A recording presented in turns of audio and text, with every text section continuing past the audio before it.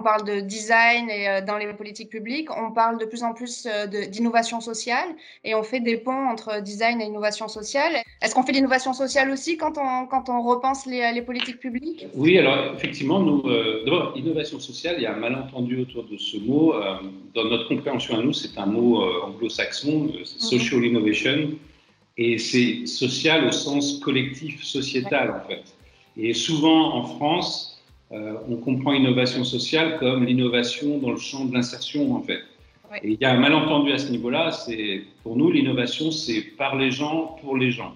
C'est faire le pari que les gens, les populations sont capables de produire des solutions à leurs propres problèmes, pour peu qu'on leur en donne la place, la possibilité, qu'on crée de la coopération. Donc pour nous, il y a le design peut se mettre, ça ne veut pas dire qu'il se met toujours au service, par définition, le design, il y a différentes façons de pratiquer le design, mais effectivement, nous, on croit dans un design qui se met au service de l'innovation sociale et qui fait le pari, par exemple, que ce n'est pas le designer qui va avoir les idées, c'est que ce sont les gens avec qui travaille le designer qui ont des idées que le designer va pouvoir contre-expertiser, avec lesquelles il va pouvoir agencer.